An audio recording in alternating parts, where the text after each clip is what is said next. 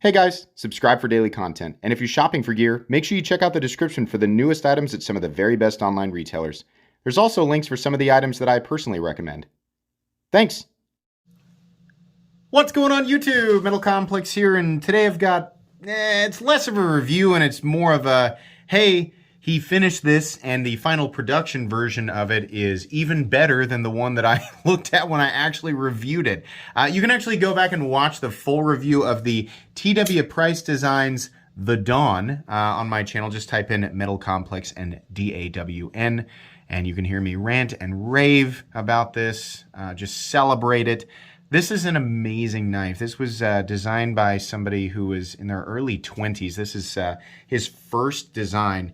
And it is excellent. There are a few changes. So for those of you who did pre-order this, the pre-order is, I just checked, now closed. For those of you who did pre-order it, you are in for a real treat because this thing is just excellent. If you did not get in on the pre-order and you're frustrated with me for doing a video and teasing you with it, settle down. I am certain that he will do more of the Dawn. He'll probably evolve it over time. I would imagine he would do other projects, right? There's gonna be more to get in on. So I'm gonna have you guys make sure and follow or check out TW Price Design on Instagram. And also I'll make sure and link the website so that you can go and just take a look for yourself, even though the pre-order is closed. Today, we're going to talk about this real quick. I'm going to skip a lot of what I normally do for the review, like the specs and the measurements. In fact, I'm going to let you guys take a look at this piece of paper right here, which literally has all of the information you could possibly need on this knife. You can pause the video and check it out. So there you go. If you want to know what I think, the pricing is ridiculously fair. For Damasteel and his Timascus accents, like the pricing is on point. This is all just totally acceptable to me. I have no issues with any of it whatsoever. We talked about that in the review. Thanks so much to my generous patrons who are supporting me. Link for Patreon right down below, and please make sure to follow me on Instagram at metal_complex. No, this is not mine. He sent me a sample for me to take a look at. This will go back to him when I am done. I'll give you guys some quick measurements for those of you who didn't watch or just don't want to go back and watch the other review. The overall length of this guy, even though we just saw it on that piece of paper, 7.5 inches, and then your blade length is coming in at 3 1/4 with about 3 inches of cutting edge. Is that exactly what it says on the sheet? Yeah, okay, we don't need to do any more of that. I will do some size comparisons for you guys up against the Ontario Rat Model 1 and the Ontario Rat Model 2. So there you go, a little bit longer than the Rat 2. How about up against the Spyderco Para 3? There we go. And then last but not least, let's go ahead and do the Benchmade Bug Out, which is hiding under that piece of paper there.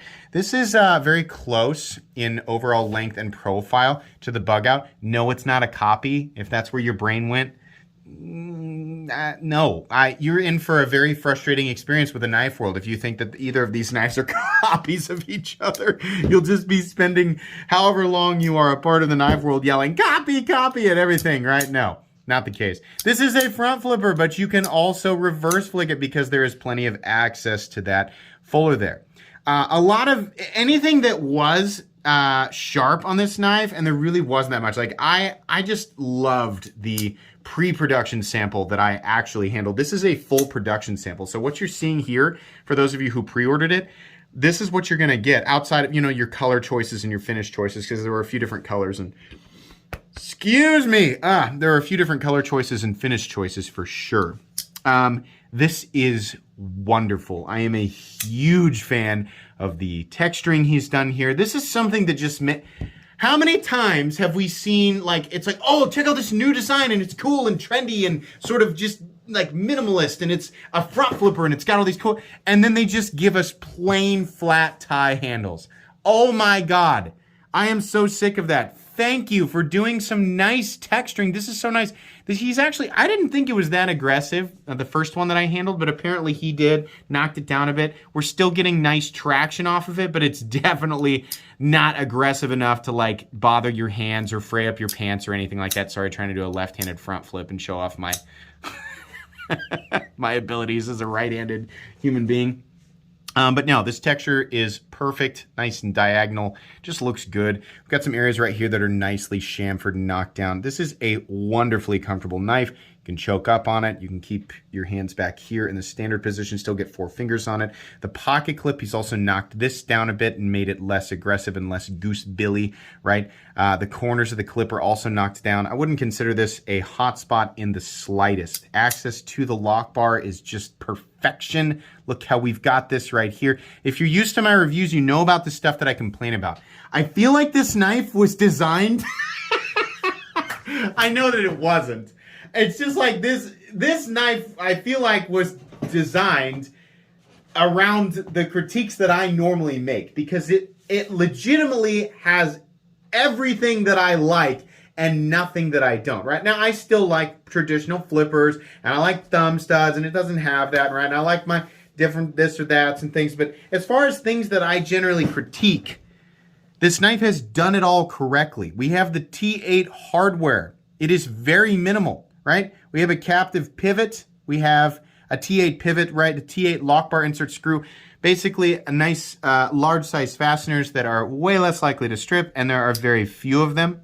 This is very simple construction, making it user-friendly, right? If you're going to disassemble it or do your own maintenance, and there you go.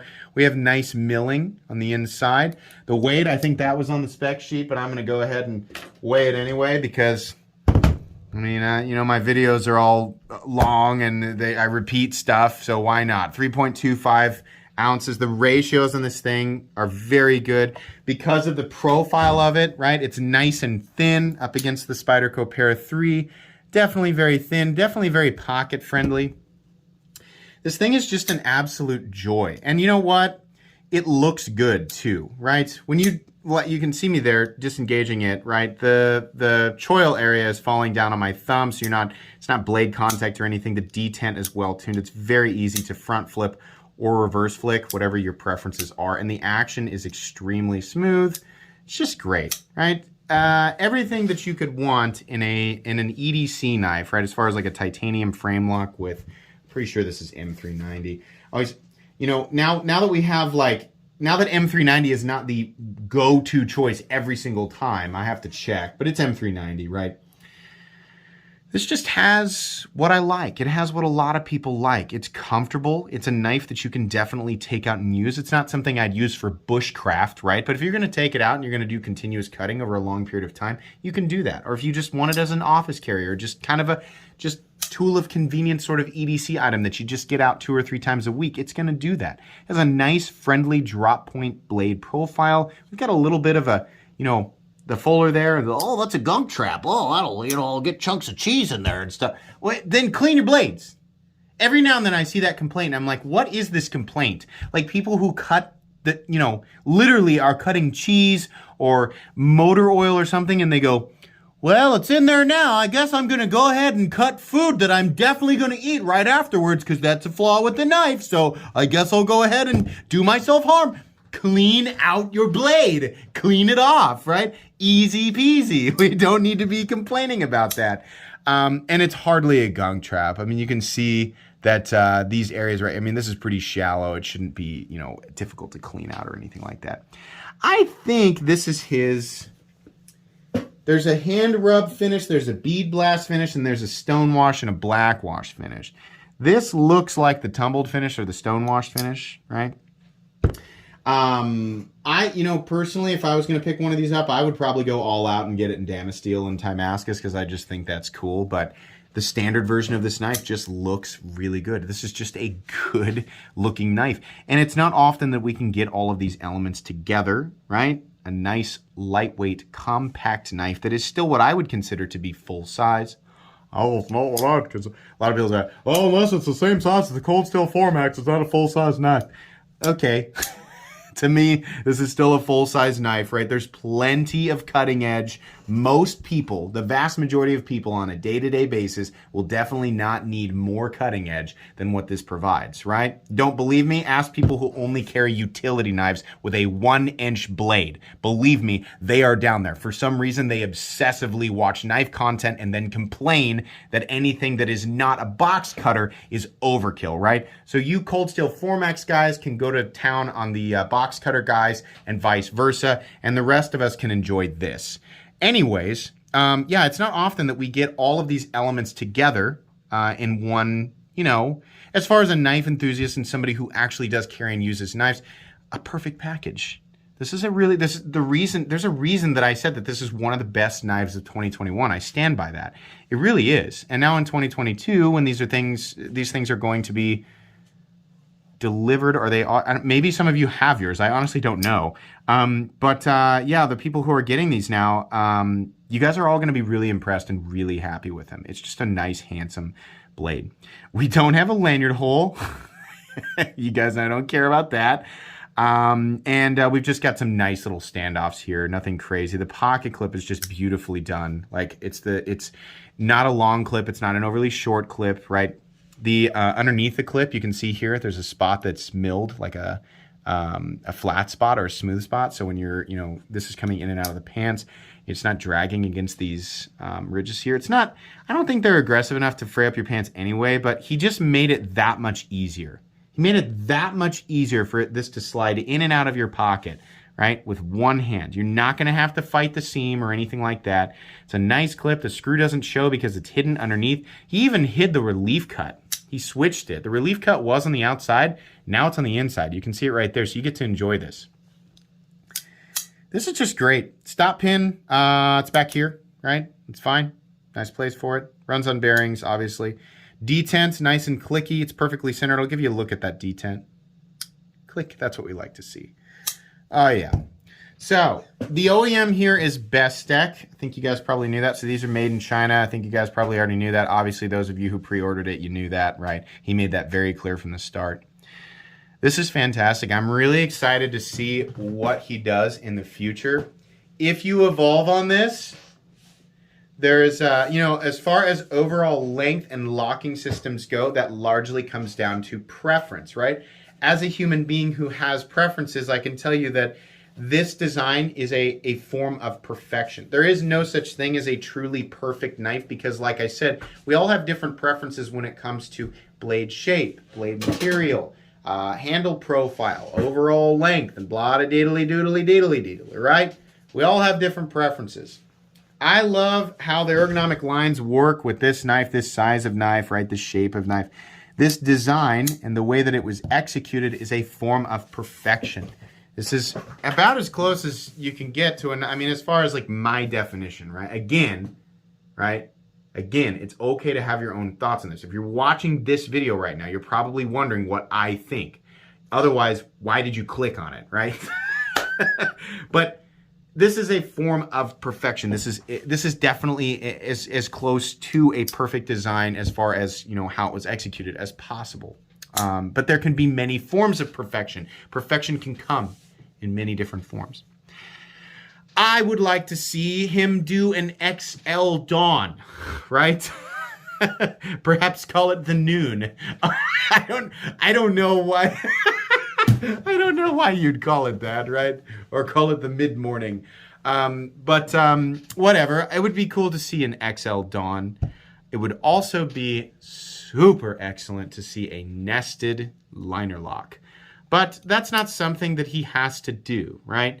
I'd also like to see this in a checker pattern or, just different if you continue. Because this, I feel like this, did well. And I have a feeling it's going to continue to be popular. And I would urge Mr. T.W. Price to, make sure if you're going to work on other projects, I think that's great. I think you should. But you should also, continue to, do variations of this and keep making it available for the people who want it, because there are going to be lots of people who want it. It would be cool if you did an XL version of this, and it would be cool if you did nested liner versions of it too. Why? Just because we have a knife that has, kind of a fuller deployment. This is like people who have been sitting around and fidgeting with knives for so long and are looking for alternate means of deployment outside of the traditional flipper or thumb stud mechanism, right? We like to reverse flick our knives, and we like to front flip our knives, and a nested liner lock makes those actions just a little bit easier because we're not working with an exposed frame lock. He did a good job of making the frame lock itself pretty narrow, right? When we're talking about the total space on the opposite side of the frame here. So it's not like I'm, trying to figure out where to put my fingers so as not to put excess pressure on it and make that deployment more difficult. It just would be neat, right? Some of my favorite front flippers are nested liner locks, or at least they are not pseudo, they're like faux bolster locks, right? Or they are subframe locks or whatever. That would be cool to see, right? Do different variants of this. Do a larger one. I promise you, people would love to see this exact same thing at about 8 1/4 to 8 1/2 inches. I think probably, given that we have this guy at, sorry, let me look again. Yeah, 7 1/2 inches. Do one at 8 1/2 inches, right? And do it just a little bit. Do the handle a little, like, not just longer, but make everything just a little bit bigger, right? I think that would be fun for people who like how this looks and would just enjoy it in a larger size. I think that would be a really cool idea, and I think it would go over super well, right? It's not like he can just snap his fingers or rub his magic lamp and make Bustek just poof those into existence, so we're going to have to wait for a bit. But yeah, I think TW Price Design is somebody to watch. I'm excited to see what comes down the pipeline, so to speak, from him. So make sure you follow him on Instagram. I know that the pre-orders for this run are done, but like I said, pay attention. This is one to watch. This is really good. I have no critiques. This is going in my favorite knives of all time playlist, and again, my recommended knives playlist, even though I've already talked about it. I just thought, since he made these changes, right? And if you're wondering, what were those changes? I talked about this in the recent unboxing, but I'm going to let you guys look here so you can see. You can pause this and read this. It says design changes from the previous prototype, which is the one that I handled.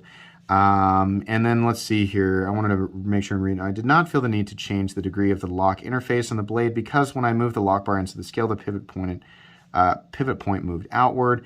This essentially means that a slightly steeper lock interface is more effective, so there is no lock stick or lock slip. Okay, fair enough. Timeline. The full production order of the Dawn is estimated to be delivered to me in the first week of June. So by the time you guys are watching this, some of you might be getting them.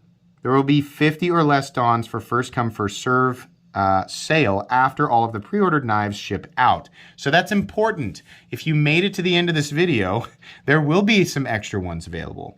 Probably would have been good for me to mention that at the beginning, but it's okay. So yeah, released later this summer with different configurations. Oh, interesting. Okay.